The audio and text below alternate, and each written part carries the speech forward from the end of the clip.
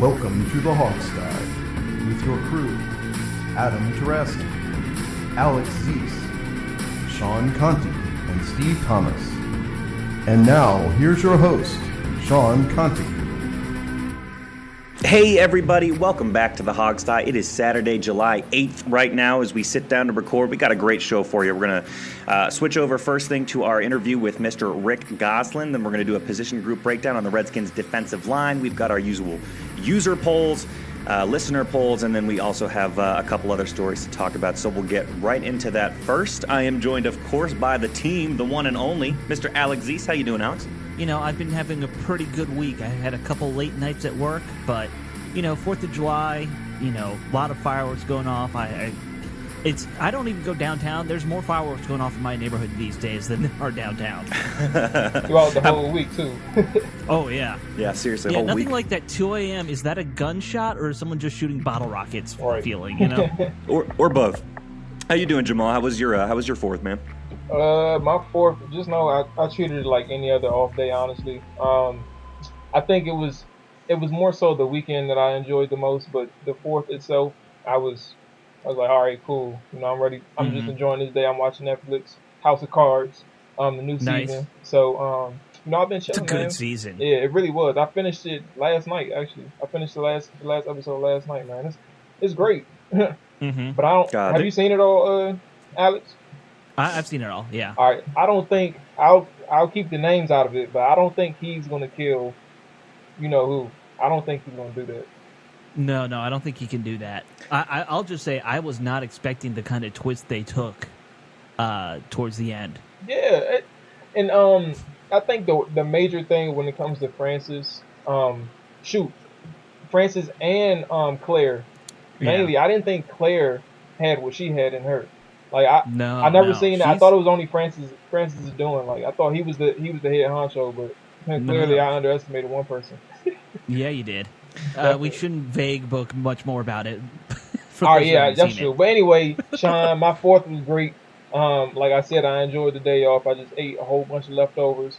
Hell yeah, and I'm paying for it now because I done gained a couple pounds, but I'm gonna work it back. I'm gonna work it back off. You know what I'm saying? But I've been all right, man. How was your 4th?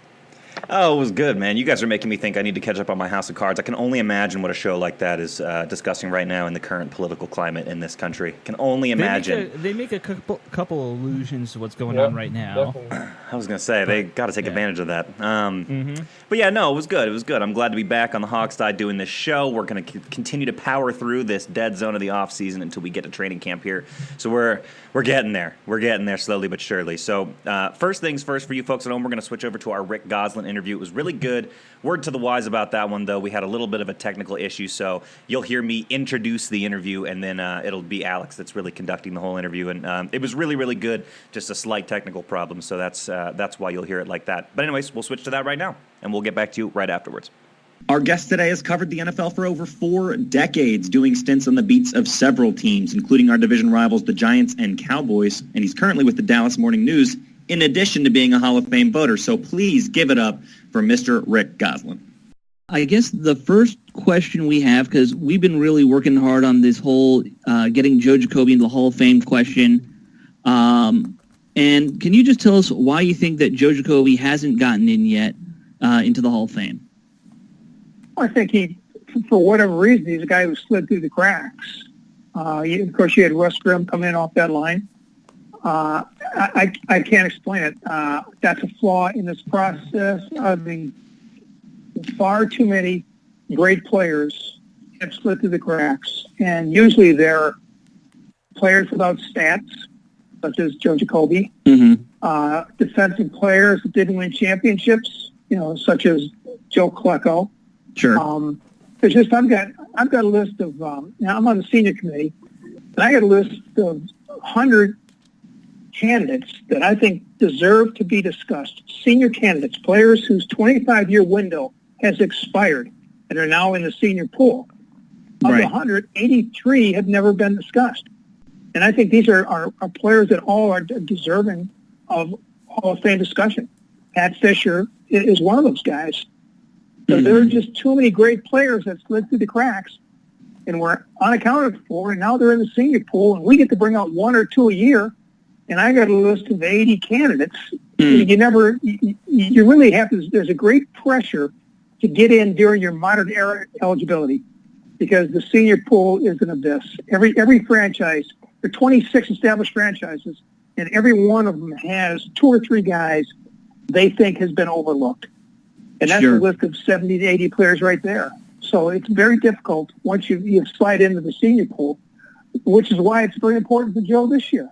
Right. He's been in the finals twice now. This is it's almost a make or break year for Joe. Yeah, and the tackle group, the Walter Jones, the Ogden, and Orlando Pace, Willie Rope, that group is cleared. He's not competing with those guys now. They're all enshrined. It's just Joe and Tony Pacelli, I'm guessing, right now in this year's ballot. Well, and I mean, without going into too much what you can't go into, because I'm sure you guys have like a secret, cloak and dagger committee moments type stuff that you're not allowed to tell us. But like, what support do you think he will have this year? Do you think he actually has a shot, or is there just too much competition again? No, if you're a finalist, you have a shot, and usually there's one guy that's really unpredictable that gets in each class. Last year it was Morton Anderson. This year it could be Joe. You look at the guys, the guys like Ray Lewis, you assume they're going to be first ballot guys. There's 5 spots, and usually you can figure out 3 or 4 of them before the meeting starts. There's always that one extra guy. And, this year that would have to be Jacoby, I think. Well, so we've been doing a campaign the last few years to have fans kind of write into other Hall of Fame voters to, just say, hey, as fans, this is our case for why we think Jacoby should be in the Hall of Fame. Is there anything else like that? Do you think that's effective? Is there anything else that you think fans could do that would be more useful? Oh, I think we all know the candidacy of Joe Jacoby. The fact he's been in the finals the last 2 years, his career has been thoroughly discussed and hashed over and debated. The fact that he's a finalist tells you he's Hall of Fame worthy. And to this point, these last 2 years, the numbers just haven't worked out in his favor. I don't know what more. If a guy had never been to the finals, I'd say, try to educate the voters. But I don't know what more you can do. We know Joe Jacoby. We're discussing Joe Jacoby. We will continue to discuss Joe Jacoby. We know, all he's done, all his comments. We've had all the testimonials. Right. From the Joe Gibbses and the Theismans and people like that. I don't know what more you can do. Just keep your fingers crossed. Because, like I said, the clock is ticking on his candidacy. Sure. So the one thing that we all kind of felt like, with other Hall of Fame selections is that there does seem to be some personal grudges that get in the way. Now, I know you cover the Cowboys. Do team rivalries get in the way a little for some of these guys, or is it more just reporters have axes to grind with some players, or is that really just all in our heads as fans? I think it's all in your heads as fans. The Cowboys fans here think there's an anti-Cowboy bias. The Broncos believe there is a bias against them. The Steelers can't figure out why L.C. Greenwood can't get in. Everybody's in their own little cocoon, and they look at their problems and think that, no one else has these problems. Every franchise has these problems. You look at every franchise has got Green Bay. They can't believe Jerry Kramer's not in. Miami, Bob Kuchenberg, Cincinnati, Ken Anderson, Atlanta, Tommy Knowles, Detroit, Alex Karras. Everybody's got a guy worthy of being in the Hall of Fame. There just aren't enough slots, and that's one of the issues. So I don't know. I've been in that room for 20-some years. I don't see people taking anything personally. Any grudges that are held. Sometimes the field is just too strong. I thought last year would have been a great year for Joe. It was a cleanup year. We hadn't put a kicker. We put a kicker. We hadn't put a safety. We put a safety and a senior safety at that. We took care of a lot of issues last year. I really thought going into the room, Joe had a terrific shot. Somehow, some way, Tony Baselli jumped over him in last year's process, and the Washington presenter this year, whoever it is going to have to overcome that and get Jacoby back over Baselli in the pecking order. That's interesting to know that he's kind of been jumped in the process like that. I don't think fans knew that. Is Dave Elfin still Baselli made one of the cuts. Baselli made one of the cuts. Oh, okay. And that was interesting. But the thing is, Baselli, and after Baselli and Jones, there really aren't any tackles that are coming up. Right. So this would be a great year. Like I said, I wouldn't want to have to be Joe going into the senior pool. Sure. It's very difficult. And once you're in the senior pool, you're a long shot. Everybody in that pool is a long shot. And you may never come out no matter how good a player you were. Real quick question. Is Dave Elfin still the guy for the Redskins who's going to be kind of presenting? Do you know? He had been. I think he's being replaced this year, though. Oh, okay. I'm not sure who. That's why I said I'm not sure who the new Washington voter is, but I think David is being replaced this year. Okay. Well, so I know we only have you for a few more minutes, and we'd be, making a mistake if we didn't at least ask you about the Cowboys. Even though we're a Redskins podcast, we kind of want to get some recon on the opposition here. I was given a quick summary by one of my co-hosts about that you did a really great piece about the new secondary you guys got there, and how you think it's going to be a step up from the veterans you had in the past. What else do you see happening for the Cowboys on the defense? Because I know that's their big question mark going into this season. Well, actually, the big question mark is the pass rush.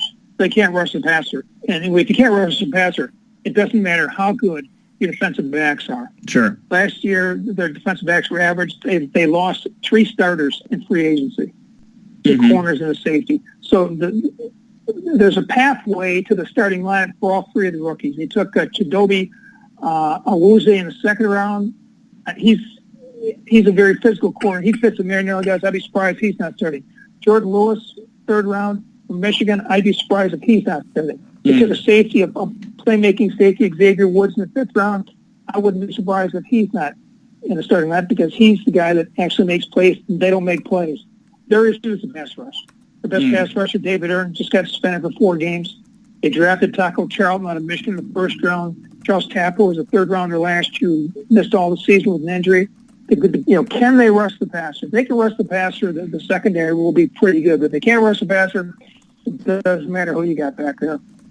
The other big question, of course, is going to be Prescott. Do you think there's any way he hits a sophomore slump? We're kind of hoping so, as that's probably the Redskins' best shot at beating the Cowboys once or twice this year. But what do you think? I'm sure you've kind of seen more of him at this point than we have. Yeah, I think he's got his act together. I'd be surprised if he slumps. What we saw last year is exactly what he did in the SEC. I don't know how scouts missed it. He's a great leader. He took Mississippi State to number 1 in the country. That had never happened before and probably never happen again. He was an accurate passer. He didn't throw interceptions. He set the school record with 200-some consecutive passes without interception. He set the NFL record for a start of a career without a pick. Everything he did in college, he did in the NFL.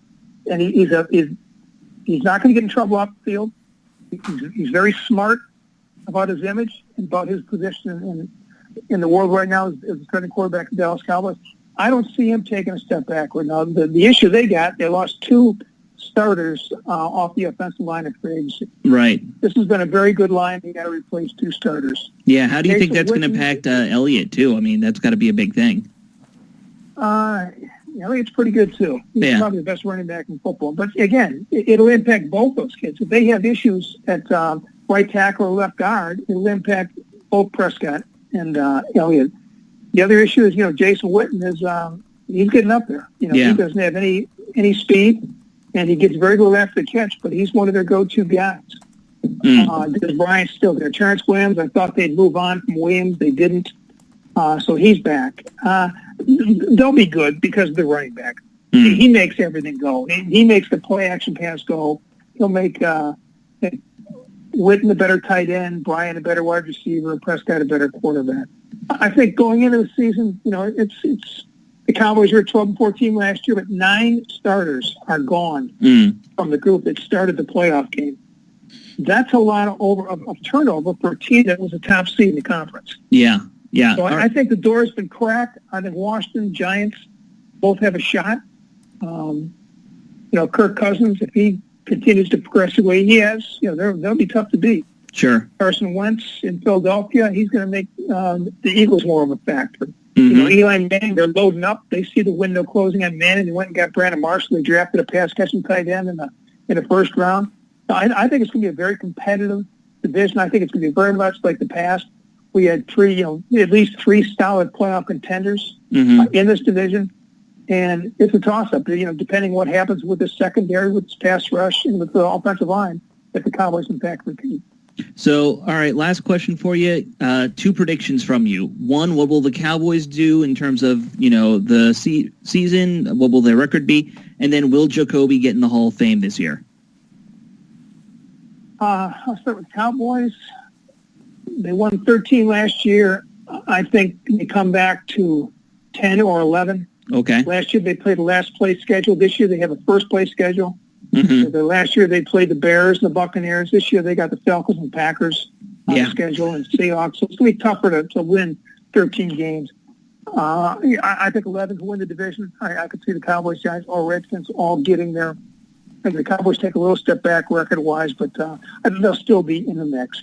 As far as Jacoby, it's going to be tough. I think he's a long shot because of what happened last year with Baselli. The fact that Baselli jumped him, it hurt Joe's candidacy. But I think the fact that Joe is probably the last time in this room, there'll be a strong push that if we don't put this guy in now, we could lose him. I think he remains a long shot, though. I'd be surprised if he's one of the 5 for that reason. Well, Rick, we want to thank you for your time. I was told you were traveling a lot the last few days. So thank you for at least, giving us a couple minutes to call in today. And, hope you enjoy the season when it comes around. I appreciate it, guys. Good luck to Joe. All right, thank you. All right. Awesome. Really cool interview. Really nice guy. Good talker. Not everybody is that willing to talk to us, but that was pretty awesome. I thought some really interesting things. What'd you guys think? What were your big takeaways? Well, you think first I want to apologize to both of you for the technical difficulties that we had there. I'm blaming my cats, which is probably the saddest thing I've ever done. But I do have one cat that loves to, I literally have a cat that takes a nap on my mixer every couple days. So you never know what the hell he's done. Tell the cat the next time we have a guest, he needs to evacuate the room at least a day early. No, Alex, we're sorry for our audience for a little technical snafu there, but, you did a good job, Alex. Anyway, and he was, it was certainly nice of him to come in. I guess the takeaway with this for me is he was fairly pessimistic about Joe's chances. He seemed to me like he understands that Joe needs to get in. I like the fact that he said there's no bias here. It's all in your heads. We're crazy fans. But I was a little bummed about the fact that when we wrapped it up with, what are his chances, he was fairly pessimistic, and that bums me out. Yeah, a little pessimistic there. The other thing that I was depressed by with that, or I don't know if it was depressing, but the fact that he's like, there's probably 80-something guys that he thinks need to be in that aren't at this point. That's a big number. That's a lot. Yeah. Yeah. We kind of ran out of time. I would have loved to hear him ask about, how come baseball can put in $80 million and basketball can put in everybody and their son, and the NFL is so restrictive. But we ran out of time. Yeah. I know we had that question. I wanted to at least get some of the Cowboys questions in. Yeah. So, Sorry, Sean, I interrupted you, though. Mm-hmm. Oh, no, not at all. I mean, the only thing I was going to say is it sounds like he really confirmed what we kind of knew, which is that the window is so small. And once you get past that window and you're in the senior class or whatever, as he puts it, it's just such a long shot. There's so many people in there. Mm-hmm. Like we said, it just would have been nice to know why the NFL has to be so selective in that process where other sports are more like, let's enshrine anyone that really earned it. But anyways, I just, I'll echo what everyone says. Super bummer to hear that it's a long shot. But at least he confirmed, hey, if you're a candidate, you're worthy. And that was nice to hear, he said if you're a finalist, you're worthy. Finalist, I'm sorry. And I think, we can confirm that Joe himself knows that if he rolls over into the senior committee, it's a long shot for him. Joe knows that. So I know he has a big push this year. And listen, we're going to continue the campaign. I don't think it can hurt to contact the voters. I know Rick said, everybody sort of knows about Joe's candidacy, but let's do it anyway and get the push going. Make sure that voters realize it's his last year, and let's do what we can to get him in because he really deserves it. One last thing, we got to find out who the Redskins voter is, or the reporter. That's right, Because if he's saying Elfin's out, we kind of thought Elfin was still in. Yeah, that took me by Need to surprise. hunt that down. I didn't realize that. That took me. We'll have to figure that out. They might not know yet. Yeah, maybe not. It's possible. Yeah, we need to know who we can harass. It's possible that person may have already been a guest on this show. That's true.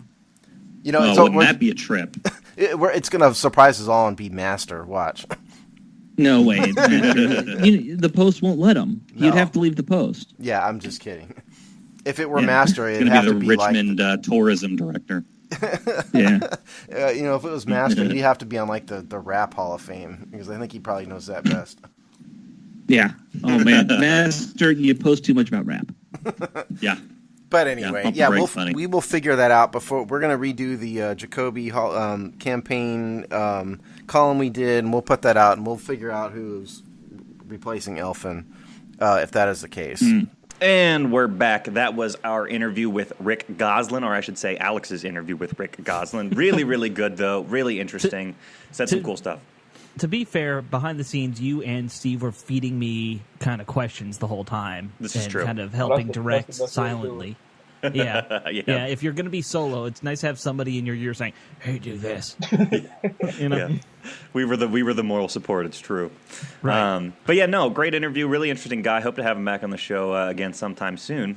With that, maybe we should move on to our next topic, though. Are we going to go right into our newest iteration of the position group breakdown? I think we're doing defensive line today. Should we jump right into that? Yeah, why don't we just get into that, and we'll start with the poll, because our polls always have to do with what position we're doing. Yay! So the poll this week, I'm going to play Steve here and ask you guys the poll question, and I'm going to call we'll you do Steve. the normal spiel. All right, Steve. Last season, the Redskins' defensive line combined for 8 total sacks. How many sacks do you think this defensive line will get this year? Whew. What were you got to give us the answers. Oh, yeah. Sorry, let me give you the answers. The answer options were 10 or more, 7 to 9, 5 to 7, or less than 5. Ooh, okay.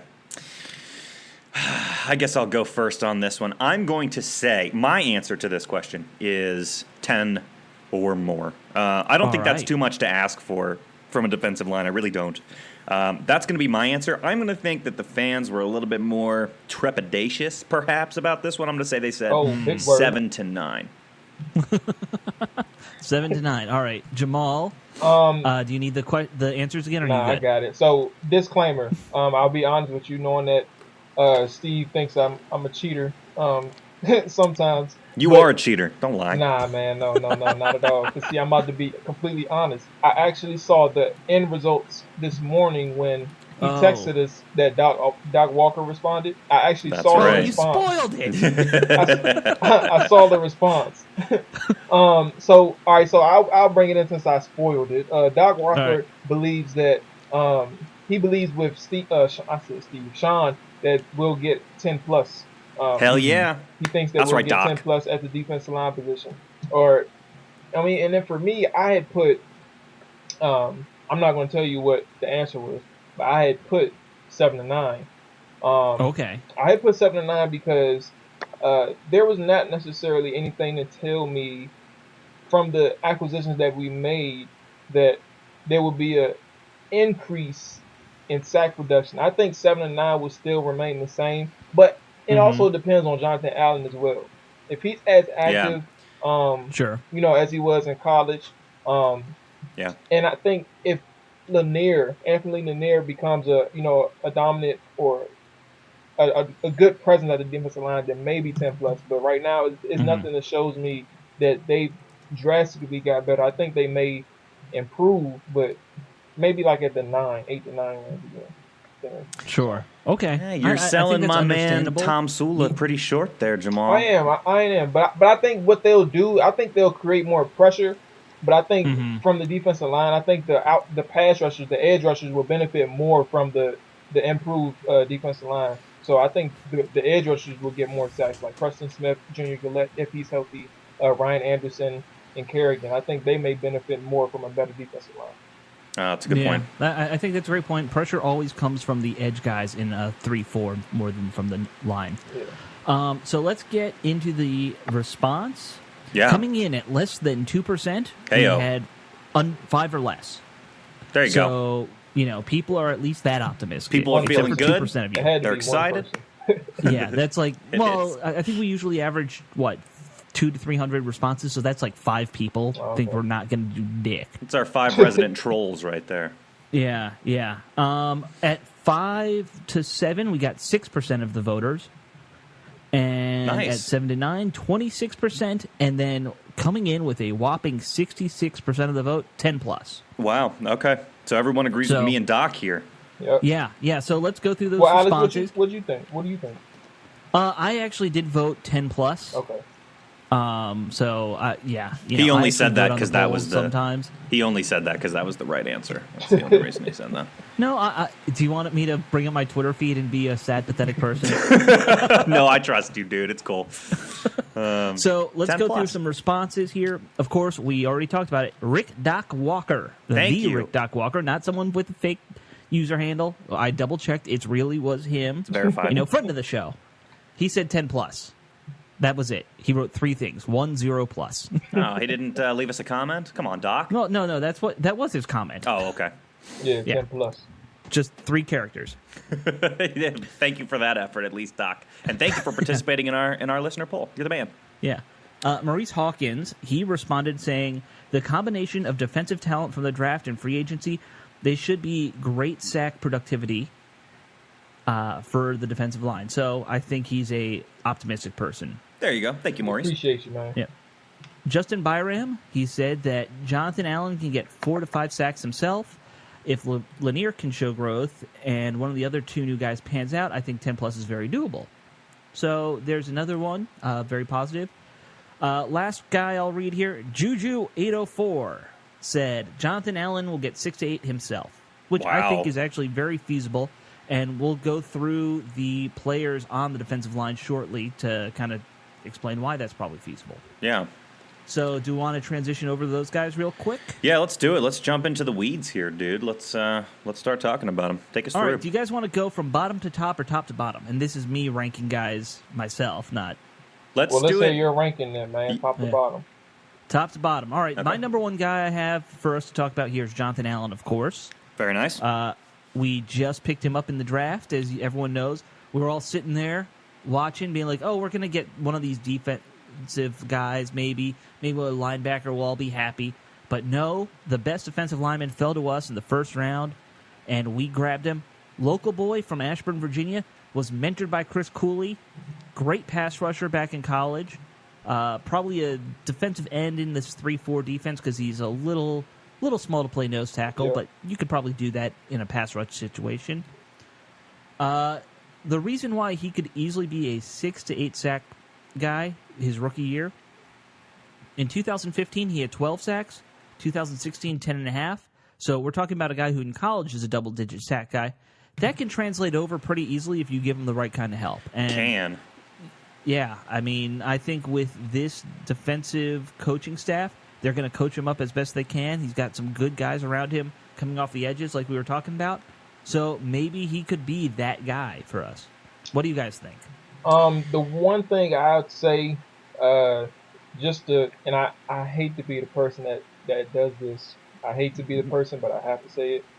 We got to remember, Alabama's front seven was fucking amazing. Oh, yeah. So it's pretty hard to double team Jonathan Allen. And anybody in general on that front seven. So, I mean, I can expect him to have, what, you said 12 sacks one year and 10.5 the other. 10.5 the other year. So I can expect that from Jonathan Allen. However, he's still a dog. So I don't want to discredit him because of who he had around him. At the same time, I do think that he can be that disruptive presence for the front seven here as well. Defensive line, I can't. One person was pretty optimistic for a rookie to get 6 to 8 sacks. I don't see that in him immediately, but nonetheless, he's still like I said when we was doing the poll. I think that he is a person that could be very disruptive. 5, 6 tops sacks is what I can see from him, not 6 to 8. But the very max for him as a rookie, I can see 6 sacks in him, but very productive and very a very intriguing rookie because of the fact that we weren't really expecting to get him, but now that we do, we have to see if those rumors about his shoulders, any injury problems, if anything like that is going to actually if there's any truth to those rumors and stuff like that. So we'll get to see what's going on with him. Yeah, and just to piggyback off of that, I was going to say the same thing. There's a reason that it seemed like he might have dropped to us on draft day a little bit, and it was that I think it was mainly what you just called out, which is that he's got arthritis in his shoulders, which I think that's a little bit of evidence. That's the little bit of evidence we have is the fact that he did drop, and I think there were some concerns teams had because of that. Obviously, it was the right choice. I think it's definitely a risk for that reason, but it's the right choice, and I agree. He's a disruptive kind of dude. I think his basement.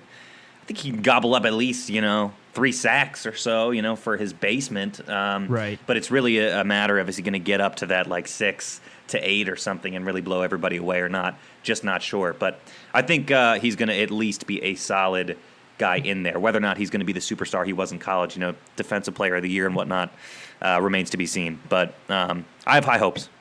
Well, I mean, let's also remember that this kind of defense we play, it's not just about sacks. It's about occupying that space, getting, other lanes free for your linebackers. There's a lot more for him to handle than most college defenses, even Alabama. It's kind of a simple, you just go after the quarterback, pin your ears back all the time. Yeah. He's going to have a lot more assignments given to him, I feel like, in this defense. I agree. And this is the one thing that we got to remember. Coaching plays a part in it. And we have 2 coaches in Tom Sula, the defensive line coach, and then Minuski, the coordinator for the defense, who's been working together for maybe, if my math is right in San Francisco, maybe 5 years together. I'm not sure. But and that's a huge amount of time, that's though. A huge amount of time. Career. And my point is, their chemistry, they know exactly what each other wants. Tom Sula's proven, even after Minuski's left, he's proven that he's one of the better defensive line coaches in the NFL, regardless of what his head coach record was that 1 year in 2015. He's not here as a head coach. Yeah, exactly. So we know exactly what his pedigree is, and they'll do their best to prepare Jonathan Allen and the other rookies that we have on the defensive side to make sure that they're well prepared and ready for the start of the season. Well, and let's say one last thing. Any last thoughts on Allen? I mean, I'll just say this. Personally, I love the fact that he's a local kid. I mean, when you always love I went that. To his whole, introduction press conference, and he was talking about how he helped Chris Cooley move at one point because he grew up with Chris Cooley. I was like, that is just kind of, serendipity for him that he gets to play for his team. That's right. I don't know if you guys have any other thoughts. By the way, we have a lot of local guys on this team. You're such a sucker for that, Alex. You love the local dudes. I if I could, I'd say every NFL team should only be allowed to have local players. Nah, I don't know. I think it might be tough. I don't know about that, but for DC and Maryland. Yeah, I definitely do like the home cooking sometimes. They definitely, the Redskins have recently, they've definitely been giving a lot of chances to their hometown persons. Like we talked about a few episodes back, I think Lee-Vern Jacobs. We talked about him. So, they definitely give a lot of guys chances, and Old Dominion players and Richmond, Virginia Tech, and all that. Yeah. All of them. So I definitely like it. All right, well, let's move on to the next guy I got on my list, the guy who I think will be the number 2 defensive lineman, but you guys can tell me if you agree or not. And for me, that's Terrell McClain, former Dallas Cowboy, drafted by the Panthers in 2011, so he's had quite a career already now. He's in his 7th season out of South Florida. Not an impressive start to his career. He kind of started up slow, but ever since he got to the Cowboys, he's really kind of become a solid defensive starter. I don't know. I went and watched some of his highlight film from last year, which is tough to do because he's a Cowboy in all the highlights. But the one thing that you kind of see real quickly, he gets in the backfield very well, especially versus the run. He is a really good run-stuffing defensive lineman. He's really good at finding that point of attack against the run. So if he's not getting there, some guys are behind him getting there. He's a 3-tech. But yeah, what do you guys think? I mean, this was the guy we basically grabbed to replace Baker on a 4-year deal. Right. Well, it was McLean, and I'm forgetting the other guy's name that we picked up. McGee. The Irish duo, right. Yeah. It seemed like both of them were, for exactly the reason you just said, brought in to help give us some kind of confidence in our run-stopping ability, because both of those guys, it seems like that's what they really excelled at. Getting more specific. Neither of them are sack guys. Right, exactly, right. They're disruptive in the run, which is McLean great. has 4.5 sacks on 6 years. Oh, wow, I didn't know it was that bad. Yeah, okay. Yeah. Well, so that's kind of the thing. I think when you start poking and prodding a little bit more specifically at the kind of things that they have done, you realize that they've bounced around a bit. They're maybe more rotational guys. They've got this skill set, but they're not. He just does not seem like a overall well-rounded player. I don't mean to dog him so bad, but no. He's not the guy with the skill set to do everything that you need. So I'm not getting too terribly excited about McLean, but excited to see what he can do. Yeah, it's the same thing when it comes to, and we'll talk about McGee as well, but he was the other free agent addition on the defensive line. When it comes to McLean, we know what he brought in here to do. Same thing with the other addition. Like our focus mainly is to be more of a dominant presence on the line itself, not just the front seven, but on the line. Like our defensive line last year. It was a cakewalk for damn near any team we faced last year. So when it comes to McLean, one of his fortes, he was very solid. His get off, he was very active in the backfield. He it's kind of hard to say somebody on the defensive line for Dallas caused havoc, not because they're a Cowboy, but like when you look at that defensive line, it wasn't outstanding. It wasn't great. But they did have players that made plays in the backfield. And McLean was one of those guys who did that on the daily. So McLean is one of those guys you're looking at here who can be a factor against the run. And we can only say we'll see what happens. But he made a name for himself these past 2 years, and mainly his last year in 2016. So we'll just have to see how it goes. And it's always, I know I say that a lot. We'll have to see how it goes, but it's true. Like, we're taking chances on players that you can't really say will, for a guarantee, will be a benefit this upcoming year. They have to prove it, and he's one of those guys that fits in that mold again. Yeah, has to prove it. Yeah. It's and I think that's going to kind of a lot of that'll fall the same for the next guy on the list, really, and that's going to be Stacey McGee, who we were just kind of mentioning there, or at least you were, Jamal. Now, I think McGee, if you're going to kind of pigeonhole him anywhere, he's probably going to be a nose tackle. His weight is listed at 340-something. So, we're talking about a big body. He played his whole career in Oakland so far, after getting drafted from Oklahoma. Three sacks on his career, but 2.5 of them came last year, so he's kind of a late bloomer that we picked up. Yeah, I was going to say last year was his best year, I believe. Yeah, it was. Well, yeah, he only played in 9 games last year, but that's when he got 2.5 sacks and 17 tackles. There you go. That's a pretty good good impact last year, at least. Yeah. At least for a nose tackle.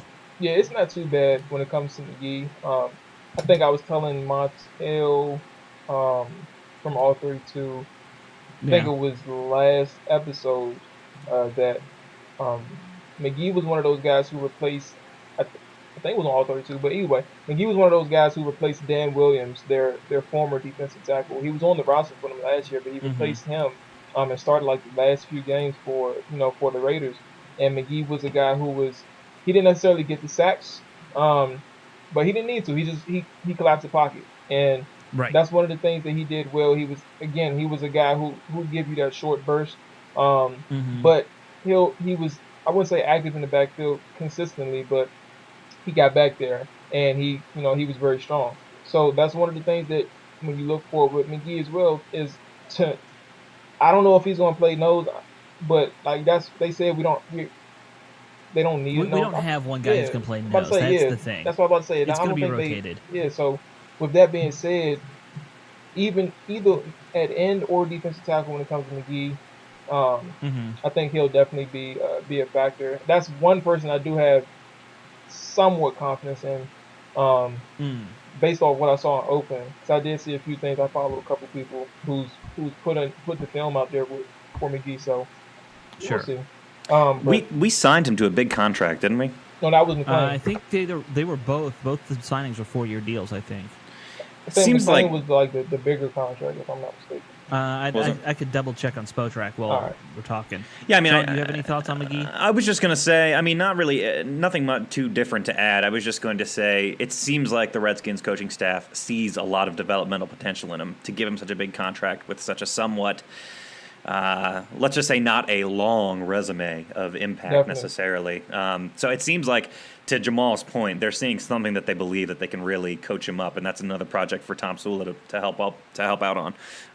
But yeah, I mean, there's got to be some major potential there that they're seeing that I can't necessarily see, not being an expert on this guy and not having watched all his games. There's got to be something there. So I'm excited to see what happens. Clearly, they've got confidence. Yeah, and you're right. He's actually a 5-year, $25 million deal right now. Yeah, see, that's a lot for a guy with his pedigree. That seems like a lot. Now, well, he's like 26. Right? Yeah, it's really only a 2-year deal because there's an out year after 2019.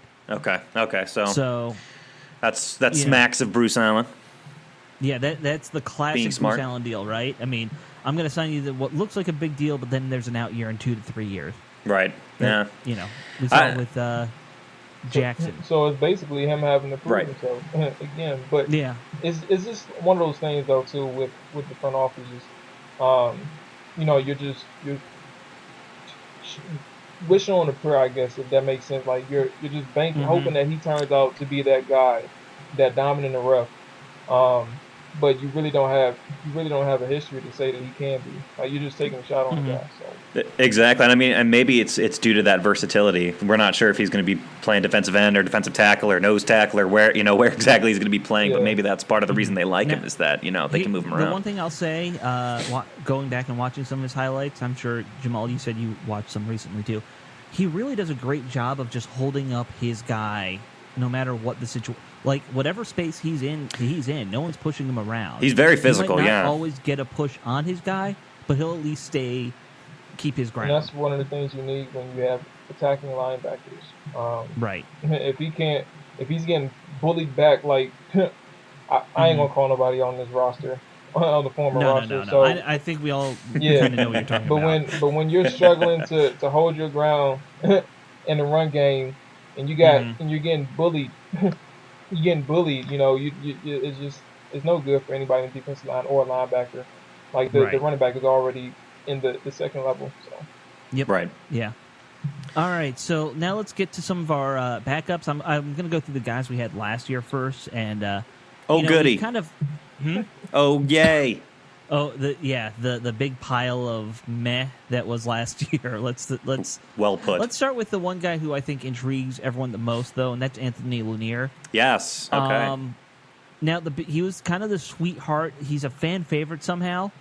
That's right. And I think the reason why it goes to the story we all heard about how we got him, and that's that Doug Williams went down and scouted him personally. This was before he was our GM or not GM, whatever we were calling Doug, the not GM. Yeah, the not GM. Yeah, but he went and scouted Lanier, convinced him to sign with us as an undrafted free agent.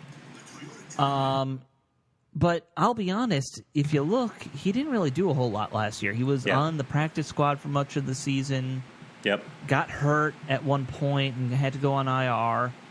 But yet people are still really hopeful that Lanier can kind of turn into a dominating defensive end for us. And I think it all comes down to one thing, and that is that he had one big play against the Bengals in the London game. That forced fumble recovery he had when Andy Dalton got sacked. No, that's right. But that's quite literally the only stat he recorded all year. Yeah. I think what it was the preseason. His name started ringing bells when, first off, again, Doc Walker. He was very much a fan of him since I think training camp up until preseason and the regular season. He was campaigning for him to get some time. But in the preseason he had a solid outing. I think in a couple games. I can't remember specifically, but I do know I think he played well in the last game against Tampa as well. He played well against Buffalo, I believe. Maybe Buffalo too. Like I said, I can't remember. Yeah. I do remember the Tampa game, which was the last one. But you know, that's where he really made a name for himself, and he made the roster then. If I'm not mistaken, he made the final 53. So that's basically where his name came around, and he's been around ever since. But a lot of people got a lot of hopes for him, and it doesn't just come down to fans. A lot of people who've been watching their not training camps, but off-season OTAs and mini camps. They've been saying the same things as well. So, it's Sean, if you got anything to say. Yeah. I was just thinking, like, it's really, like, I can't really say much. Sean's getting emotional talking about Anthony Lanier. That's what's going on here. Man, I just think it's funny. That's all, because I was just thinking about what Alex said. Like, he hasn't really done much in the regular season, but it's a lot of hype behind him. I think it's funny, but it's true. Like, he does show some flashes, but we got to see what happens when he gets his moment. That's all. Yeah, I want to see more on the field. That's all. It's just funny. That's all, because a lot of people do that for a lot of people. Like, for example, Keith Marshall last year. So it's a lot of things going on. That's all. I couldn't agree more, and I have to say, like, I was listening to Redskins Capital Connection the other day. Shout out to our former colleague Robbie Duncan, but they were on the freaking Anthony Lanier fucking hype train. They were just totally hyped about it. Is that what we're pronouncing it as? I don't know. Is it Lanier? Is it Lanier? Is it Lanier? How do you say it? It ends in IER. How does that become an A? No, because it's French. Sean was just trying to be fancy. That's all. Yeah, I'm just trying to be Francais. Don't rain on his parade, man. Yeah, what an asshole. No, I put a Francais. I agree with you guys. There's not much to say. My understanding of it, though, is that what he shows is football smarts, and that is obviously the kind of thing that I think is, it's a nice thing when you've got a guy that's naturally got a mind for the game, and my understanding of it is that's what he has. So while he may not necessarily, I'll give him that. Exactly. He's a versatile player. He's got the size where you can put him anywhere. Yeah. Exactly, and this administration loves that kind of player. The versatility is probably, we constantly, it seems like we draft guys for versatility. So it doesn't surprise me that we picked up him. Just to sum it up, I couldn't agree more. The hype train's a little ridiculous, but another project for Tom Sewell. I hate to keep repeating myself, but there you go. That's the thing. Like, that's why I was like, I hate repeating myself. I just thought it was funny, and I do think, like, it's just amazing how many projects we have and how many wait and see people we have to, like, we really have to keep saying that. But Anthony falls in that boat again. He's another one. Yeah, he really does. Yeah. All right, well, let's move on real quick. I'm going to speed it up a little bit with the last couple guys, or we should try at least.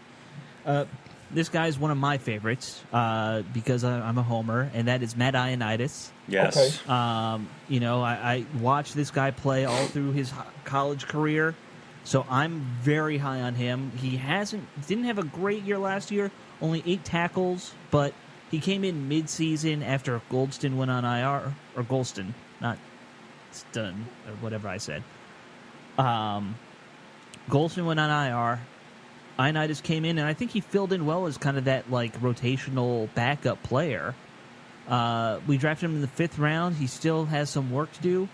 But talk me down, guys. I think this guy could eventually become our starting interior guy if we groom him right. Well, last year, I personally thought I was kind of frustrated, actually, because when we drafted him, we actually drafted him in hopes of him being our starting nose. And I wasn't mad at him, but I was just frustrated at the entire situation because he was on practice squad. He didn't play well enough to make the final 53 last year. No. And let's be honest too. He was way too small to play nose last year. He's bulked up now. Yeah. But he came in at like 280. He should not have been a nose candidate. Yeah, so he didn't play good enough to make the final 53. So he was on the practice squad. A 5th round draft pick didn't make the final 53.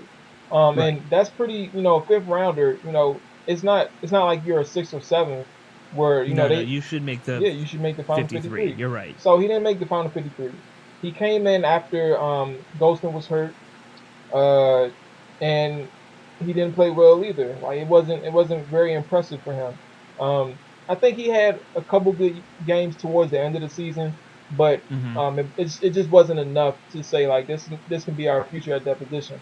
However, again, hearing from the reporters that's been around these players during the off season, he's like you said already, he's bulked up, Mm-hmm. and he's taking this. I wouldn't say way more seriously, but he's shown growth from Right. his rookie year to now at this point. So Mm-hmm. when it comes to him, I feel like he's a player who he can hold down the nose spot. But and he's been known in college at Temple to be able to do this. Ioannidis has been able Yeah. to be a factor at nose. So we'll have to Yeah. see how it goes. But at the same time, I do feel like he's a guy if he's able to grasp, playing nose at the NFL, especially at his size, Mm-hmm. he should be able to be a big factor his second season. Yeah, and I don't have too much to add about Ioannidis other than what Jamal just covered. But I mean, I just say it's his second year. There's reason to hope that he definitely would have improved. They never had a true obvious option at nose guard, Mm-hmm. so he kind of, I guess, unfortunately benefited. Well, benefited's the wrong word. Unfortunately, he suffered from just some question marks around the team. It's not Right. he wasn't And able to settle I think in. the whole defensive line kind of had question marks around it. Yeah. We can all safely say that. Yeah, exactly. The only thing I'll say about him in my defense of why I like the guy, he is a film rat. You will find very few people who will do at least as much, if not more, than him studying and getting coached up. That's what this guy does. You just love the Temple thing. Don't try to lie. You just love the Temple thing. I love the Temple thing too, but that's why he was successful at Temple. He was the guy who was doing the most, research and the most time with the coaches. That's what he did well. Yeah. So that's the kind of guy we need. We need guys like that as much as possible. Amen to that. It still drives me nuts from last season when we saw videotapes from practice and all the defensive linemen were like goofing off and dancing while they're trying to get some instruction. And he was just standing there with the coach being like, "What do you need me to do?" Okay. And Chris Baker and I don't remember who else was, maybe it was Francois. They were both dancing on the sideline. Sounds like Baker and Francois. Yeah. I mean, the good Classic thing, Baker. You're the worst defensive line in the NFL. But you can Be dance. serious. You can get jiggy with it. Yeah. The good thing about this group overall, and I know we're not done with the players, but the good thing about this group is that I wouldn't say they're great, but they're good enough where you can have a solid rotation and it won't be a huge drop off in production. True. So, Very true. like I said, we're not done with the players, but I do think that's one thing that also goes in favor for Ioannidis and Lanier too, and all these other guys. So that's these young guys especially, they need to be rotated, right? Yeah. Yeah. I agree. All right, so let's get to one of the older guys on the roster right now, and that's Ziggy Hood. Yeah, I don't know how he actually survived. I feel like we had a massive bloodletting, and Ziggy Hood somehow is still here. Yeah. This is his second season. Kind of a rotational guy for us, even though he started 14 games. He had 1 sack, 1 forced fumble, and 33 tackles. Half of those are assisted tackles. Tell me I'm wrong. I'm just not impressed with what we saw from Ziggy Hood last year. No, you're not wrong. You want to go first, or? I mean, I'll lead off by saying you're not wrong. I'm not terribly impressed either. I kind of, it was like right after we let Francois go, it was like we re-signed Hood. Yeah. I don't know. I think it was more a necessity thing than anything else. I don't know if anyone on this coaching staff is really that blown away by him either, but it's nice to have some veteran experience on the team is the only thing I can really think of. Nothing that I've heard or seen from Ziggy Hood so far is makes you think he's going to do anything really huge at all. I wasn't impressed either. Not impressed. Well, I'm not impressed by him. I will give him some credit though. He definitely, I wouldn't say because I didn't think of him as like a terrible player, but he was just a journeyman. After I think he was the first round pick, if I'm not mistaken. He was. Yeah, he was. And he was unsuccessful in his tenure with the Steelers and with the Jaguars too. I think injury had a lot to do with that as well. I'm not thinking of him being a solid player for us, but he was good enough last year in certain situations. So when it comes to Ziggy, I'm not expecting much out of him, but I do think he fits well in this rotation. He showed a lot of energy last year, every play. So he had a motor. And I give him that credit. But like I said, Sure. I'm not impressed to the point where I think he should be a starter. But he definitely fits well in this rotation. In my opinion. No, he might be a better backup guy. Yeah. The fact that he started 14 times may say more about the state of our line than it does about him. Exactly. Is he just on a one? Sorry, but is he just on a 1 year deal again? Do we know? I don't know offhand. Probably. I can look that up. I'll look it up while you go ahead. Okay, all right. Yeah, why don't you look that up? And I'm going to talk about a guy who could be a potential sleeper for us. Guy who fits every stat-wise. He kind of looks like a nose tackle, perfect nose tackle for us. 29-year-old, 343-pound, out of Baylor, Phil Taylor Sr. Grew up in PG County, went to Gwen Park High School, kicked out of Penn State for fighting in 2007 by Joe Paterno. And then he went to Baylor after that. So, two really, really good schools that he picked to go to in his college career. He was picked in the first round by the Browns and was a starter for them for a couple of years. Had 42 starts. And, he kind of has an injury history. I think he only was healthy for a full season his rookie year. He was on IR all of last year with Denver. But you look at that size, and he's a first-round pick, and he was a solid player when he was with the Browns and healthy. Right. Could this guy maybe surprise people? So he's a definite candidate for nose tackle then, right? Yep. That's sort of where he's obviously slotted, right? I mean, if you're getting to that 350 range, yeah. So right. So not playing corner. Yeah, so I think it's not. I mean, it would seem to me that that's kind of where unless barring some crazy thing that happens, it seems like that's where you're going to stick him. I think because the line overall is feeling a little bit better. I don't know. I think it's a solid pickup. He's the only real, I think, obvious choice we have for that position. So hopefully it works out. I don't have a huge amount to say about him. I don't think he's been a world beater anywhere, but it's definitely a position of need, and he's got the size and it seems the ability to do it. So, sure. Yeah, Phil's a guy who's just been injured for a good part of his career, but when healthy, I think with the Browns, he's shown like he's capable of playing good ball. But I don't think because it's been so long since he's actually made a name for himself and where he showed solid production. I don't see much out of him either. It's like a guy where I think we signed him to the futures contract, right?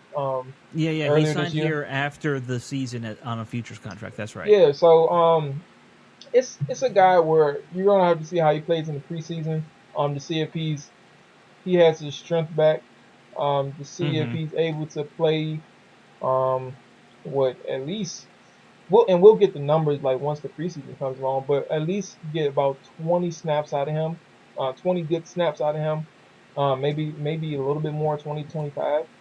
We'll see. Sure. Yeah, so we'll have to see when it comes to Phil Taylor, but when healthy, he was definitely a solid guy as well who will hold down the nose tackle spot. So. Right. I feel like if you go back and look at his Browns film, he was more than a Jag. He wasn't elite, but yeah. But yeah, the big thing is I think he only played 42 games in those 4 years he was with the Browns. So that's 10 games a season, 10 point something games a season. That's a problem. It is, but I think all you need from him is you need him to be the guy. All that we need is someone to be that nose tackle when we're in the 3-4 base front, which is only like 15% of the time. Yeah, exactly. So you don't need a huge amount from Phil Taylor. You just need him to be that guy. 10 snaps a game, I think, and he can I was being generous with 20. Yeah, exactly. Way generous. Well, and he's on a cheap deal, so that's something too. Exactly. Another guy who's kind of on the same kind of deal and probably also looking for that nose tackle job, A.J. Francis. Who? He played at University of Maryland. He was undrafted in 2013. He went to Miami. He's spent time with the Pats, Seattle, Dolphins, like I said, in Tampa Bay.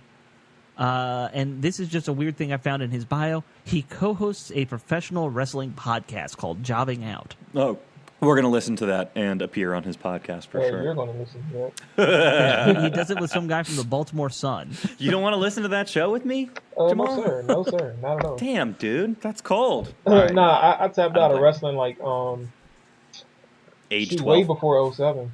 Maybe before puberty kind of thing. It's crazy how big a fan I was of wrestling, and then all of a sudden, like really, it was all of a sudden I missed like 2 weeks of Raw, and I was like, I'm not really that interested in watching it again. I'm not coming back that quick. No.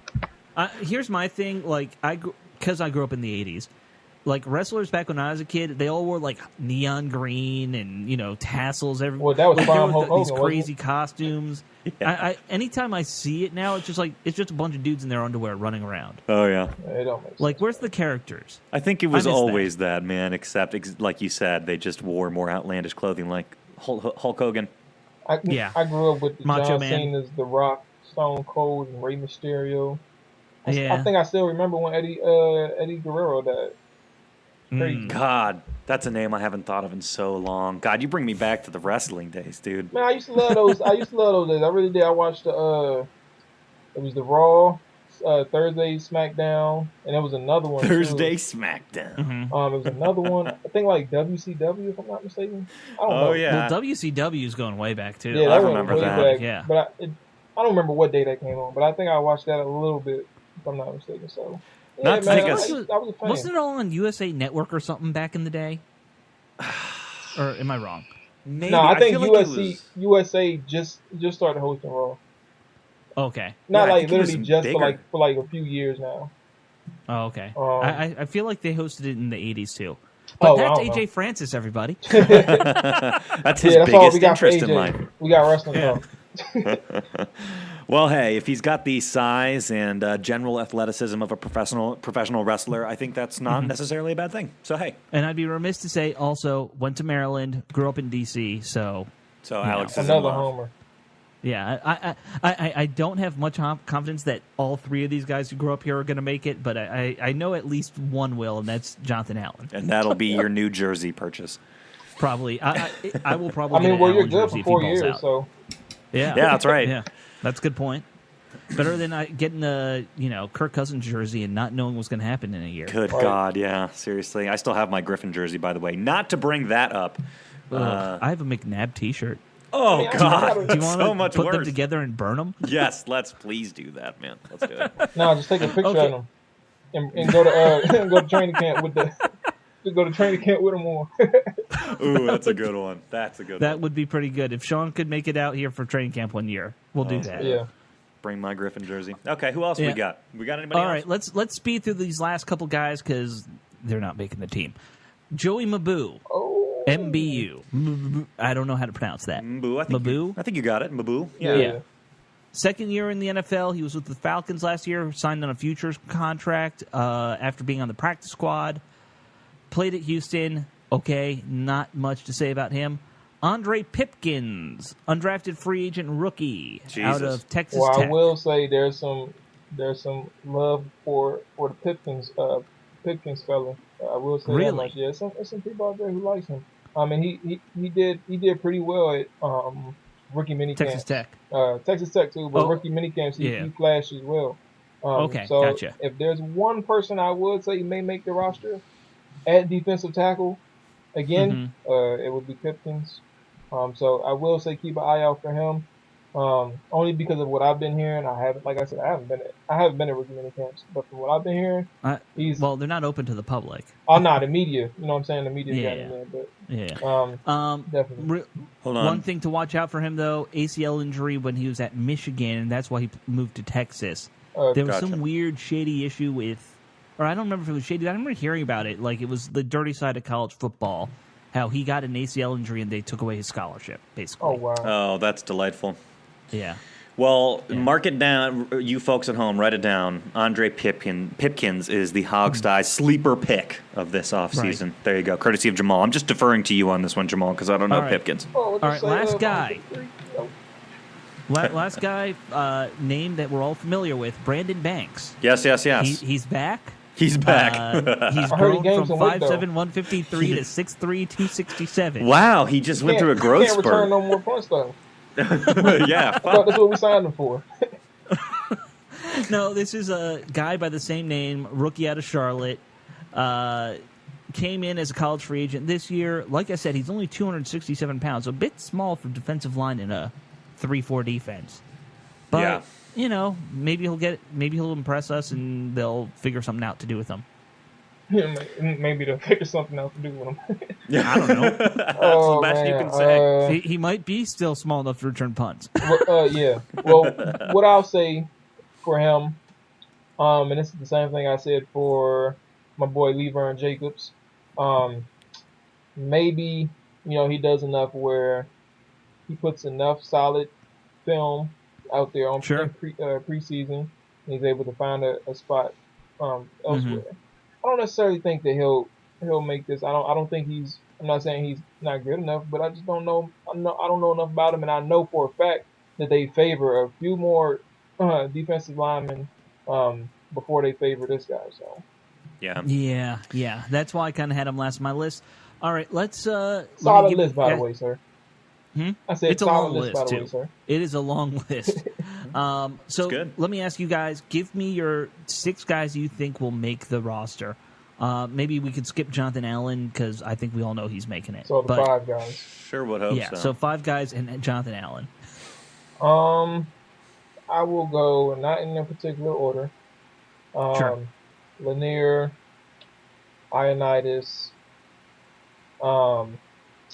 Hipkins. Oh shoot! It's more. It's going to be McGee and McLean, obviously. So that's 6 right there. It actually gets a little harder than it gets harder than you think it will. Yeah. It was. I ain't gonna lie. It was pretty hard.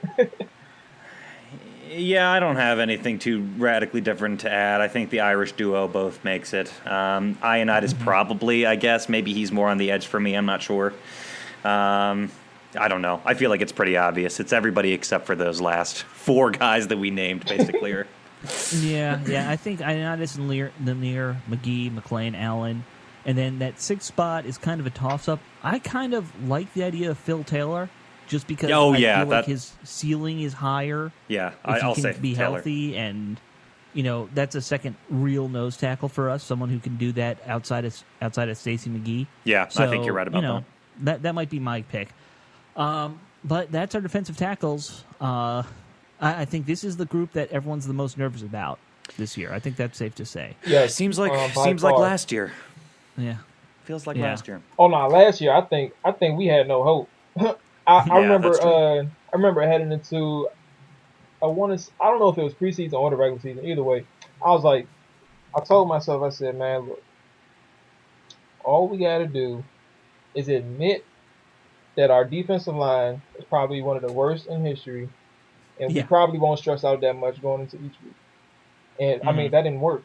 Clearly. We didn't admit it. Didn't still stress out each week. It didn't work because we damn near almost lost every game because we couldn't stop the run. But it was definitely. I definitely got a little bit more expectation out of this group now. I kind of hope they learned their lesson from last year, and the lesson last year was just because Terrence Knighton wasn't amazing looking, he still filled a very important role. That was that nose tackle spot. Yeah, you need it. And then we went into last season with not a single guy who could really do that. Yeah. And now at least we have guys who have the build. I don't know if they'll, execute, but, I think that's the big thing you need to take away. Even if you're only using it 20% of the time, you still need them. Yeah. I agree. I agree too. But I mean, I still think they did make the smart choice or a solid choice in not bringing him back. I'm not gonna lie. I do think they were better off keeping their younger guys over him. But especially keeping Ricky and Baker and thinking of his name, Ziggy. I think they were better off with them and then keeping their younger guys. But I mean, obviously it didn't work out well. But rather keep it active because Terrence didn't really move. He didn't move at all. Once he got stood up, he was done. Sure. He was like, "Okay, I'm finished. Yeah, it's your guys' problem now." Mm-hmm. Well, you need somebody. You need somebody that can hold down that spot in a meaningful way. I think Alex is right about that. No matter who it's going to be, we need somebody in there for 25% of the game that's going to be able to play that freaking position. Yeah. And also, the other thing to remember from last year is don't assume that when the Giants are eliminated from contention that they're going to trot out their third stringers, because that didn't happen either. Right. So the two lessons you learned from last year. But anyways, should we go to our next thing? Like you said, that was sort of all our defensive line players. We had this Jason Campbell story come out, though. Had some less than nice things to say about his time here in Washington. Do we want to talk about that? Yeah. Okay, so did you guys both catch this article? Not only did I catch the article, he apparently went on Grant and Danny and talked as well this week. He's making the rounds. Damn, the biggest disappointment of living in Colorado is not being able to listen to that show every day. I need to start listening online. Oh, get that podcast. They got a little podcast out there. So I know. I need to check that out. I really do. People should listen to more podcasts. Yeah. There's not enough podcasts in the world. That's true. So to sum it up for the people at home who may not have read it, he basically got went on the record, so to speak, and talked about his time in Washington, how it was sort of utterly chaos. There were some coaching decisions that were made that he didn't understand. It just wasn't a great time with the team. And now, Alex, I would ask you, when he was on Grant and Danny, did he basically just say the same thing? Yeah, he talked a lot about it, a lot about the same stuff all over again. A few more details here and there. But, yeah, it was just about his 5 years he was here. Yeah. We were talking offline. If you really think about it, for the three of us, he's one of the more stable quarterbacks of all of our lifetimes. Yes, I was going to say. Even me, who at least was an infant during much of the 80s, you didn't have a whole lot of quarterbacks after Joe Theismann who lasted for 5 seasons for the Redskins. Right. Schroeder, I think, was 4. Rippon only had 3 years. Williams was a backup. I mean, we still were going through quarterbacks pretty quickly back then, even the glory days. That's right. Jason Campbell actually represents one of the more stable quarterbacks going back to Theismann. That's right. On the surface, for sure. Yeah.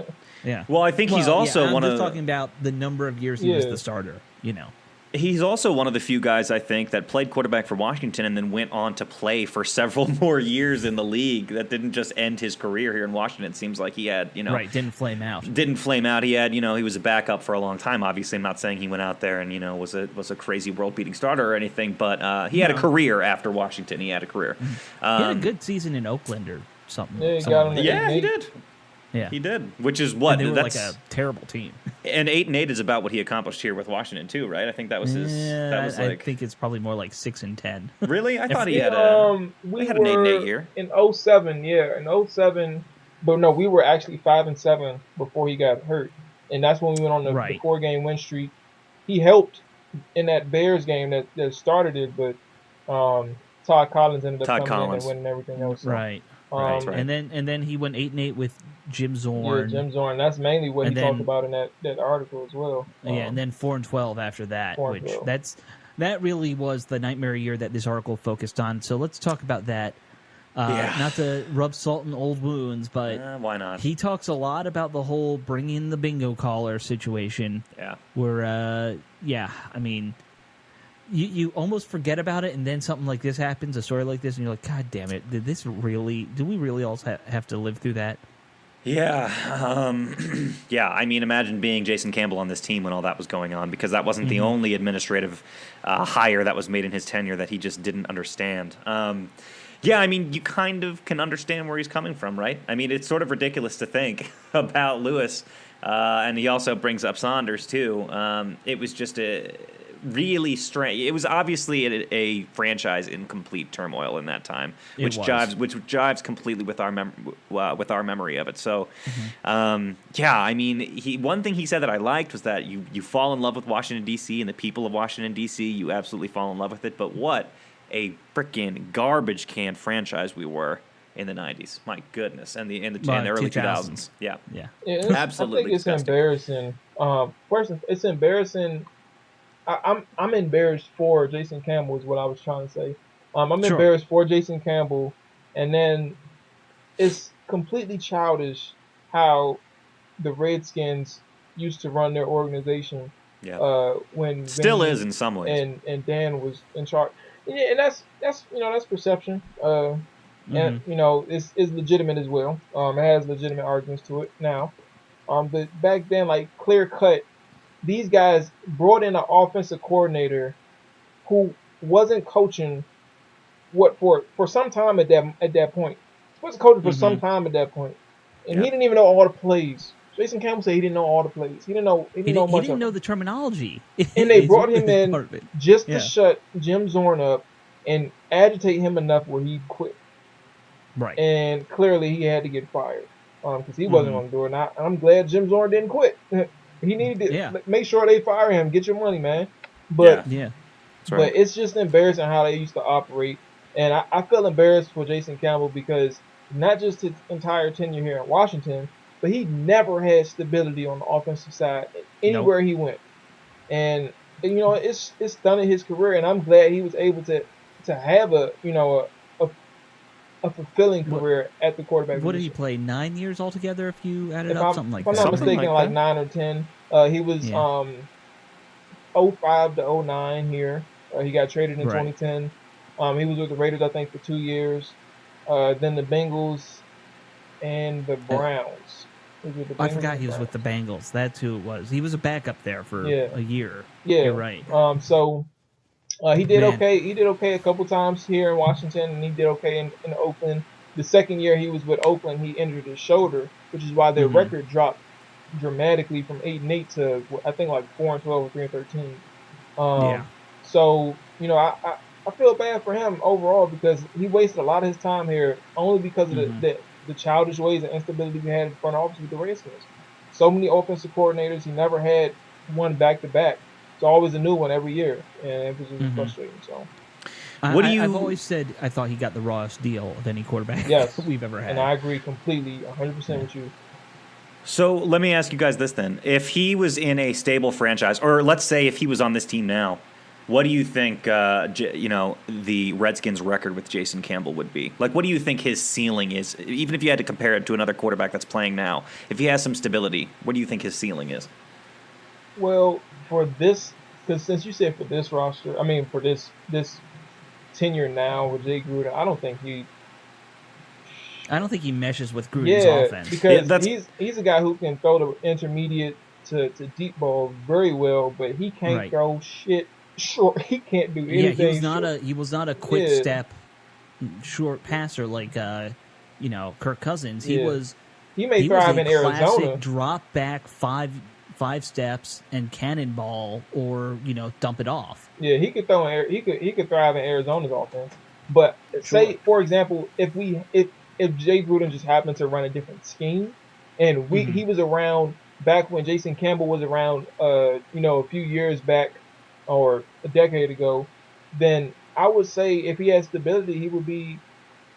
We can get 8 to 10 wins with him consistently. If we had a solid defense, which we did back then, we'd probably have 10 or 11 wins. So he's good enough to win those. Compare Jason Campbell to a starting quarterback now. Like, who do you think he is? Like, is he like a Matt Ryan type? I mean, is he that? I'll give you my comparison because I remember when they were both playing in the NFC East at the same time. I always saw it. He was the slightly lesser version of Eli Manning. Okay. You put him in a with a good running back, and you put him in a shotgun-heavy offense like Eli Manning played with for so many years. He could have excelled because Jason Campbell's QB rating in shotgun was like 112. Oh, wow. Yeah. Everywhere else, it was in the low 80s, and yet we kept going West Coast offense and using Joe Gibbs's I don't use shotgun mentality. Right. And it's like, but you have a quarterback who's good at this. Right.